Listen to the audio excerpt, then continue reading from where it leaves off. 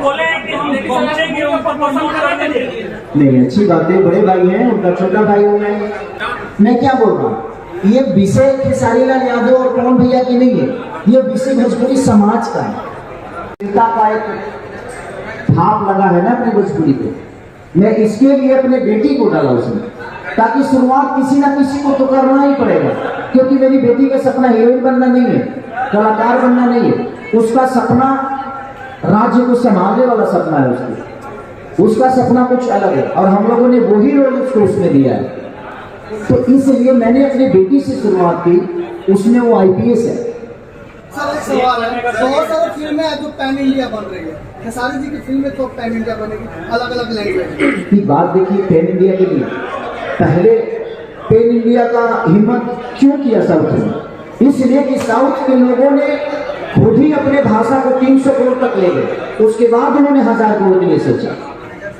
तो मेरे कहने का मतलब कि पहले अपने भाषा को हम बड़ा करें, और हमें पैन इंडिया करने की जरूरत नहीं है। हम 30 करोड़ 40 करोड़ की आबादी में, अगर हमारे भाषा के लोग अगर बेहतर सिनेमा को अप्रोच करने लगे तो हमें पैन इंडिया करने की जरूरत ही नहीं है। हम इसी में 400 करोड़ का धंधा कर लेंगे और 400 करोड़ की फिल्में भी बना देंगे।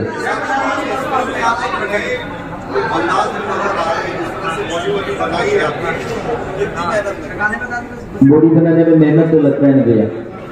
मैं जब मेरा फाइट था, वो जो आप लोगों ने देखा होगा, जो ब्राउनी जो मशीन गन लेके गए, वो 30 kg का था, उठाने में भी प्रॉब्लम होती थी। कितने सारे हमारे यूट्यूबर भाई लोगों ने बोला कि 30 किलो का चीज लेकर कोई कैसे दौड़ सकता है? मैं दौड़ सकता हूँ, मेरे तरफ पावर है तो इंसान अब पहाड़ नहीं उठा लेता। हनुमान जी के पास पावर था, तो संजीवनी कुटी के लिए उठा लिए थे ना।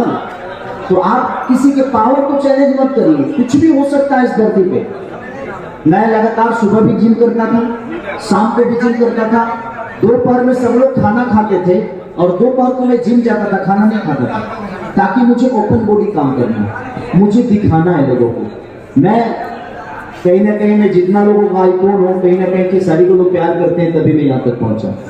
तो मुझे प्यार करने वाले मेरे से भी बड़ा बने, वो मेहनत मेरा देखेंगे तभी बड़ा बन पाएंगे। इसीलिए मैंने कोशिश यही की।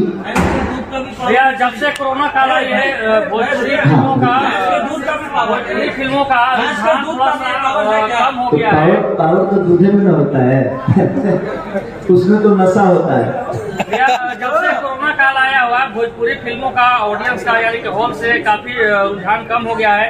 क्या संघर्ष 2 मूवी आने के बाद खेसारी लाल यादव अपने फिल्म के लिए या फिर भोजपुरी के लिए जी जाने कर देंगे? अच्छी बताइए, जिसको कैंसर हो जाता है वो जीना छोड़ देता है?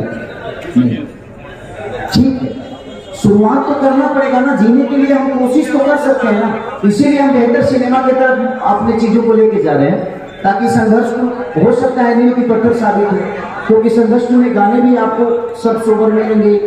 उसमें खेसारी लाल की बेटी मुझसे बेहतर काम की, मेरे से अच्छा एक्टिंग कृति ने किया।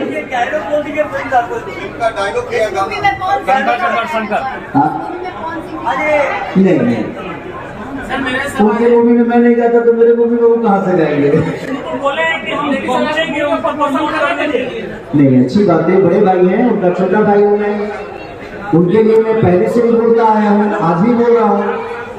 मैं क्या बोल रहा हूँ, ये विषय खेसारी लाल यादव और पवन भैया की नहीं है, ये विषय भोजपुरी समाज का है। और भोजपुरी समाज की, चाहे वो हर हर गंगे हो, चाहे वो संघर्ष 2 हो, अगर बेहतर है तो प्लीज आप सपोर्ट करिए। वो खेसारी और वहाँ पवन सिंह नहीं, वहाँ भोजपुरी भाषा है और आप भाषा को प्रमोट करिए, किसी पर्टिकुलर कलाकार को नहीं। अगर आप भाषा को प्रमोट करेंगे तो हम तो अपने आप प्रमोट हो जाएंगे, क्योंकि इस भाषा से हम हैं, ये भाषा मेरे से नहीं है, इस भाषा में हम आते हैं और इस भाषा के लोगों ने हमें बनाया है।